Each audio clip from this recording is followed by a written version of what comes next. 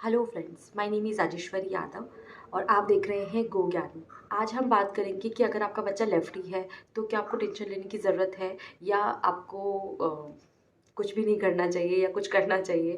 तो क्या है, क्या ये अच्छा होता है या क्या ये बुरा होता है।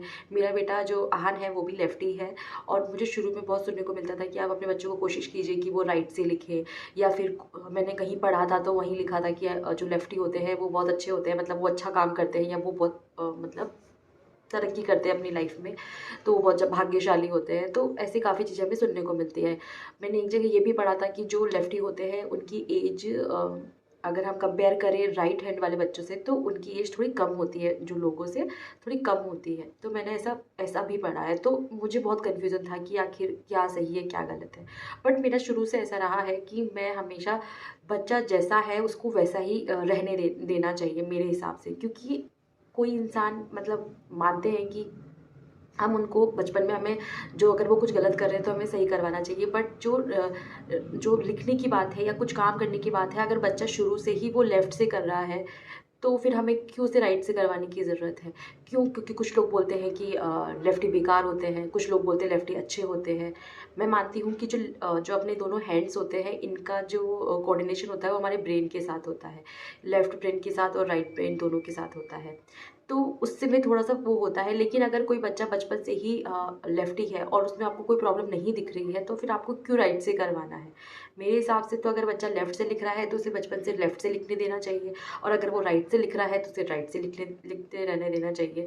क्योंकि क्या होता है कि हमें बच्चों की जो उनकी इनर्शियल जो चीज़ें हैं, जो ऑटोमेटिकली उनके बाय नेचर आई है, उनको हमें चेंज नहीं करना चाहिए। क्योंकि क्या होता है, जैसे मैं मान लीजिए कि आहान अभी लेफ्ट से लिखता है और मैं उसको फ़ोर्स करके उसे राइट से लिखवाने की कोशिश करूँगी, तो वो उसका जो पूरा दिमाग है या उसका जो पूरा कॉन्सन्ट्रेशन होगा वो सारा ही इसी में जाएगा कि मुझे राइट से लिखना है, मुझे लेफ्ट से नहीं लिखना है। जबकि उसका हर चीज़ में हाथ जो लेफ्ट है वही चलता है। वो खाना खाएगा तो भी लेफ्ट से खाएगा और वो लिखेगा तो भी लेफ्ट से लिखेगा। तो एज़ ए मॉम मैं आप लोगों को यही सजेशन देना चाहूँगी कि आप भी जैसा आपका बच्चा है उसको वैसा ही रहने दें। अगर वो लेफ्ट से लिखता है तो उसे लेफ्ट से लिखने दें, अगर वो राइट से लिखता है तो राइट से लिखने दें, या जो भी वो ज़्यादा यूज़ करता है हाथ उसको वही यूज़ करने दें। कुछ बोलते हैं बहुत अच्छा होता है, मैं तो ये भी नहीं बोलती कि बहुत अच्छा होता है। जैसा हम परवरिश करेंगे, जैसे हम उसको पालेंगे या बड़ा करेंगे, उस पे डिपेंड करता है कि उसका जो फ्यूचर है वो कैसा होगा। हाँ, कुछ चीज़ें हमारे हाथों में नहीं होती है, बट काफ़ी हद तक हम अपने मतलब बच्चों की जो चीज़ें हैं वो हम बचपन में ही या बड़े होने के बाद उनको ठीक कर सकते हैं। तो जैसे हम उनको संस्कार देंगे, जैसा हम उनको परवरिश देंगे, बच्चा वैसा ही आगे सब कुछ करेगा। अगर मान लीजिए कि आज मैं बच्चे को कुछ भी नहीं कराती हूँ और देन मैं एक्सपेक्ट करती हूँ कि अच्छा वो लेफ्टी है वो बहुत कुछ आगे कर लेगा, तो ऐसा पॉसिबल नहीं है। तो दोनों ही केसेस होते हैं, जैसे हम राइट हैंड से लिखते हैं वैसे ही लेफ्ट हैंड से लिखते हैं, तो इसमें हमको ज़्यादा पैनिक होने की ज़रूरत नहीं है। जैसा आपका बच्चा लिखता है उसे वैसे ही लिखने दें। तो आप इन बातों में ना जाएँ कि या आप सोच-सोच के खुश हो रहे हो कि हाँ, मेरा बच्चा लेफ्टी है तो वो बहुत आगे तक जाएगा, जबकि आप उसके पीछे मेहनत ही नहीं करोगे।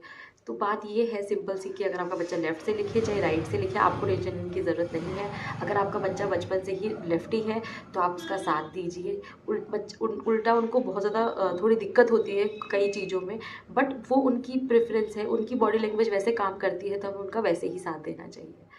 तो आप जो दूसरी बातें आती होती हैं उनमें ना जाएँ और जैसा आपका बच्चा है उसे वैसे ही एक्सेप्ट करें, उसे चेंज करने की कोशिश बिल्कुल ना करें। तो ये था आज का वीडियो। अगर आपको ये अच्छा लगा हो तो please like, share and subscribe. Thank you.